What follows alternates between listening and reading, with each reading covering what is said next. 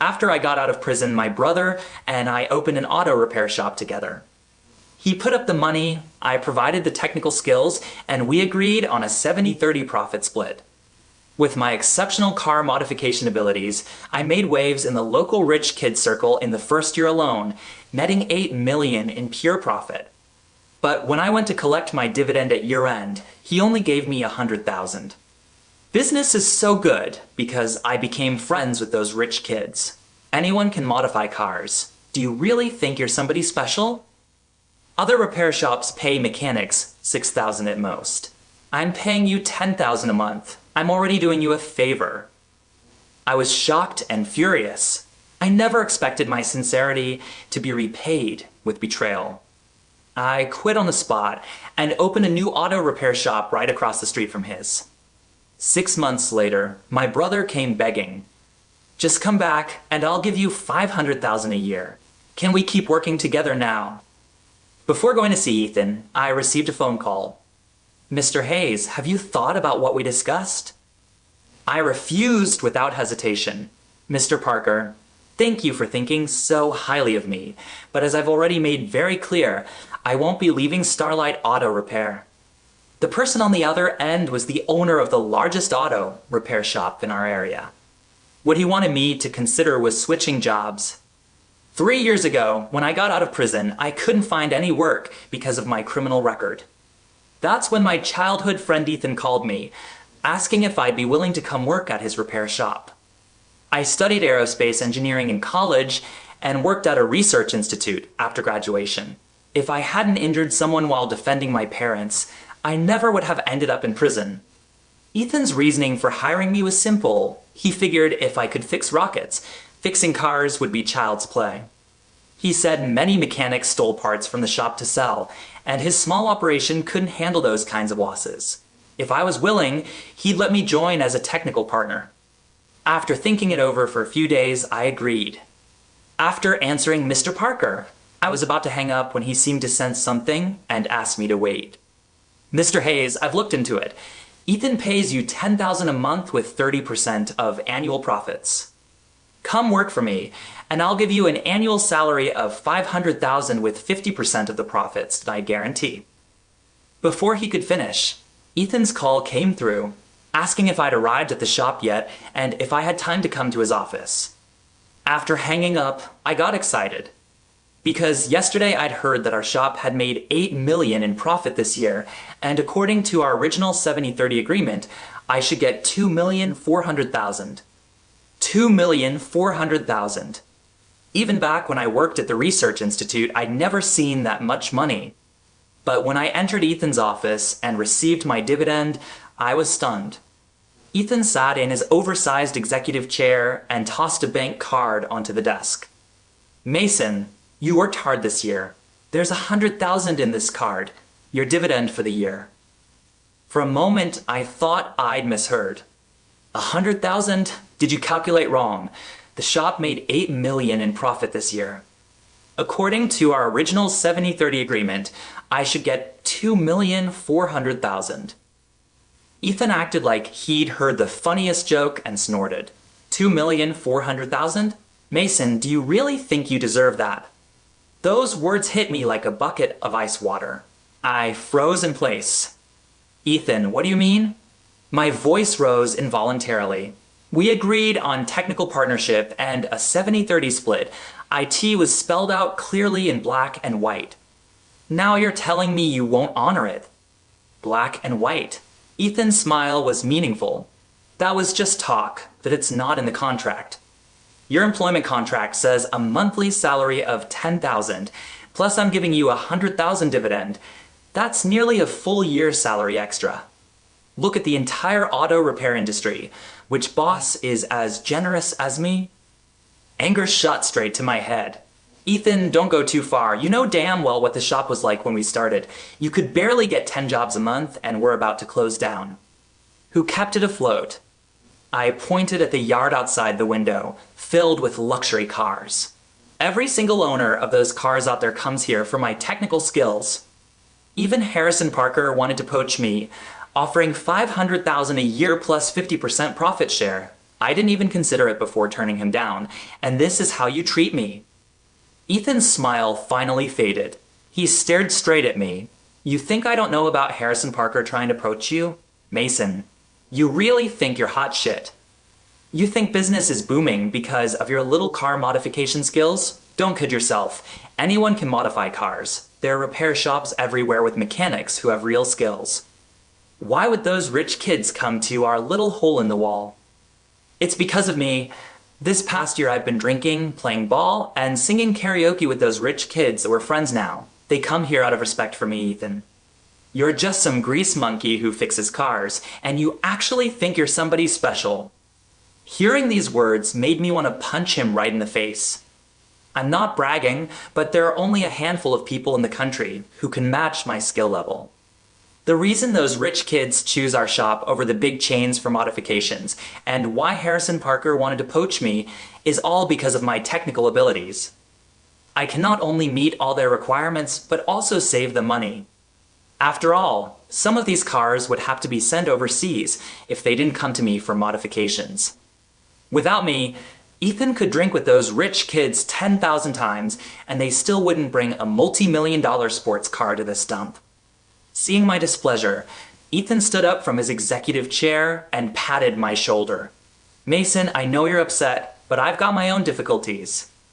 This shop doesn't just have you as a mechanic. There are several others who've worked here longer than you and done more work than you. They don't get dividends, but you do. People will have opinions about that. How about this? I'll raise your salary by another 1,000, and I guarantee you 100,000 bonus every year. That's pretty generous, right? Seeing him act like he was doing me some huge favor made me laugh with anger. 3 years ago, when I first came to this shop, there were only 3 interns and not a single proper mechanic. Every day, we just patched tires and changed oil, bringing in less than $20,000 a month in revenue. I paid out of my own pocket to study abroad for 6 months. During that half year, I didn't take a cent in salary from the shop, and I paid all my tuition and living expenses myself. After returning home, I pulled several layers of connections before finding a rich kid willing to let me try my hand. I modified an M4 for him. The day after he drove it out, he brought back a group of friends. From then on, the shop really came to life. This past year, I was the first one at the shop at 7 every morning and the last one to leave at 11 at night. 365 days. I didn't dare take a single day off, afraid of delaying any customer's deadline. During that time, I injured my back and had to be sent to the hospital for surgery. The doctor told me my back couldn't handle high-intensity labor anymore, so Ethan found me a young apprentice. Even so, after getting out of the hospital, I was still the last one to leave. When I couldn't bend over for heavy work, I'd squat or kneel. If that didn't work, I'd have my apprentice help support the parts. Those other mechanics only came to apply after business picked up, even if they had more seniority than me, which one of them hadn't been trained hands-on by me. Thinking of this, my heart went completely cold. Ethan, if you don't want to honor your commitment, just say so directly. If you want to fire me, you can say that too. Why go in such a big circle, using other people will have opinions as an excuse? Do you think I'm stupid? Ethan waved his hand. Mason, you're really misunderstanding me. We're brothers. How could I fire you? It's just that even brothers need to keep clear accounts.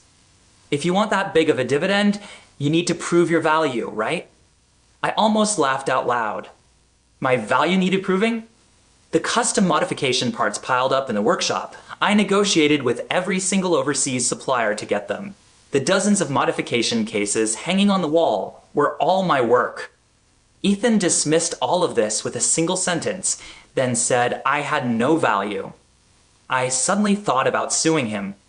But the next second I remembered that because of our friendship, all our agreements had been verbal.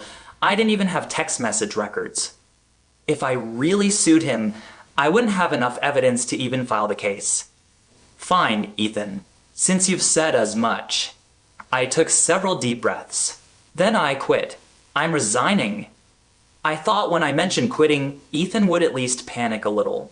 Who knew he'd pull out a resignation form directly from his drawer. Sure, Mason. I won't try to keep you then. Go to accounting to collect your wages. Looking at that paper, I suddenly understood. Ethan had planned this all along. I let out a cold laugh, picked up that $100,000 bank card, and left. I went back to the workshop to collect my things. Many people saw me and rushed over to ask what happened.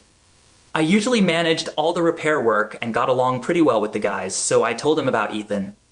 For a moment, everyone was cursing him out.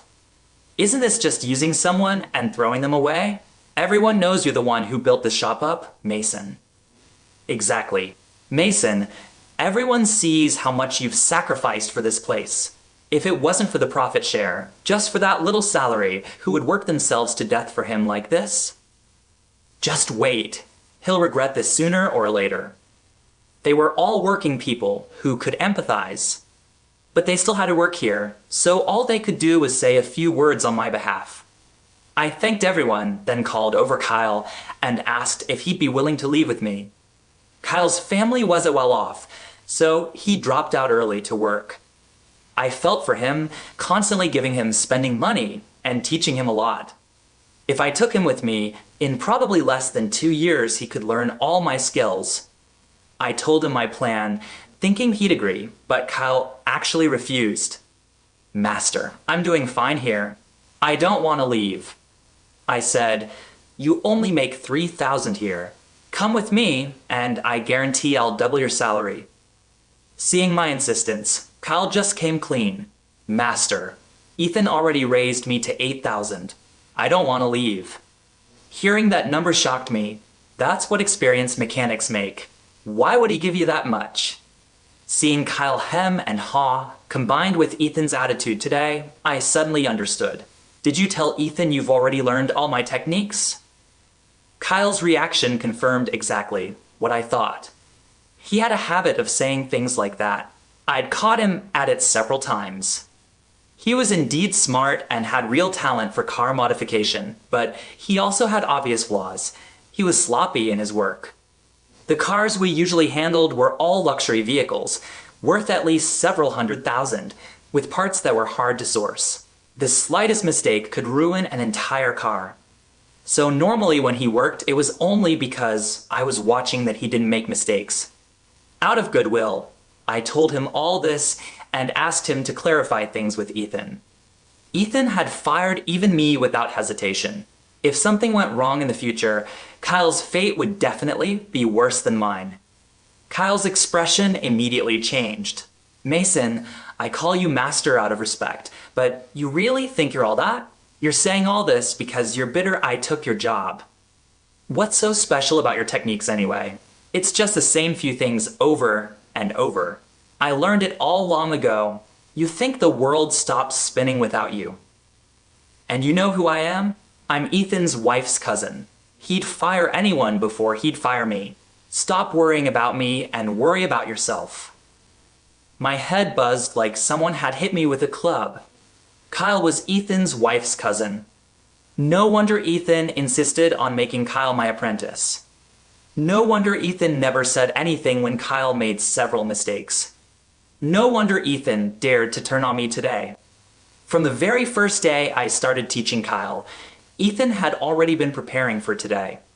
There was nothing more to say at this point. I turned and went to accounting. After collecting my things and reaching the workshop entrance to leave, someone grabbed my arm. Mr. Hayes, finally, you're here? A young guy with silver gray dyed hair blocked my path. What about that car you were supposed to modify for me? Why are you having some apprentice kid blow me off? He doesn't even know what model my car is. The person in front of me was Derek. The most extreme rich kid locally, absolutely crazy about cars. His Porsche 935, there weren't more than 5 in the entire country.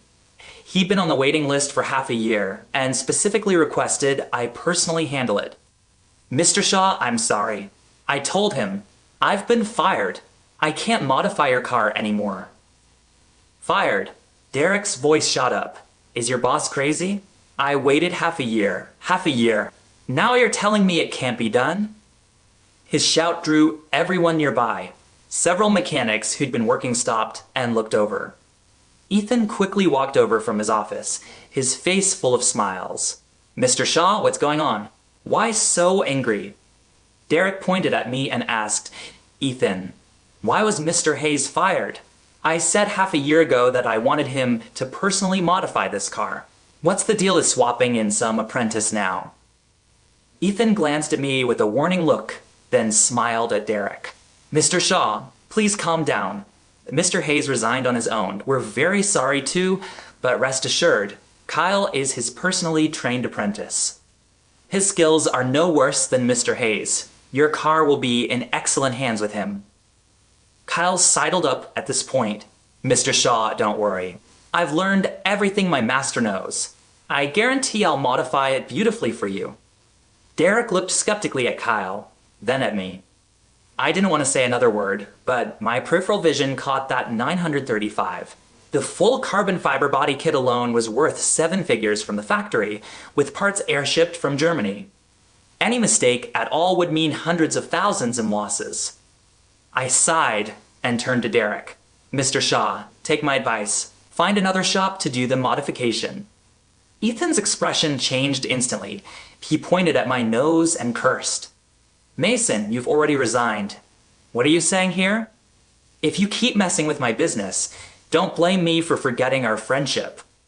Then he pulled Derek aside and whispered something in his ear. A moment later, Derek looked at me differently, muttering under his breath, "Really? How could that be?" Then Derek walked over to Kyle and handed him the car keys. "I'll leave it in your hands then, Kyle." During the entire process, Derek never looked at me again, but his body language couldn't hide his disgust. I wanted to try persuading him again. Then I thought, forget it. It wasn't my car anyway. Let them do whatever they wanted with it. I knew Ethan hadn't said anything good in Derek's ear that day.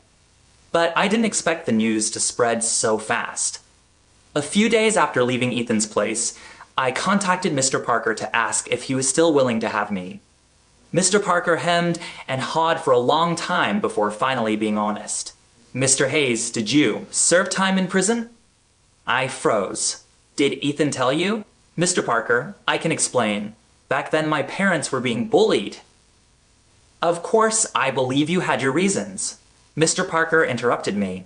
"But I'm not the only one who has a say in my shop. The other shareholders don't agree to bringing in someone with a criminal record. They say it affects the company image." Not only that, but Mr. Parker also told me that news of my prison time had already spread throughout the circle. It would be impossible for me to continue working in this industry. Mr. Parker asked if I'd be willing to go to another city. He could introduce me to a repair shop elsewhere. Hearing this, I felt like I'd fallen into an ice cave. I'd been brothers with Ethan for so many years.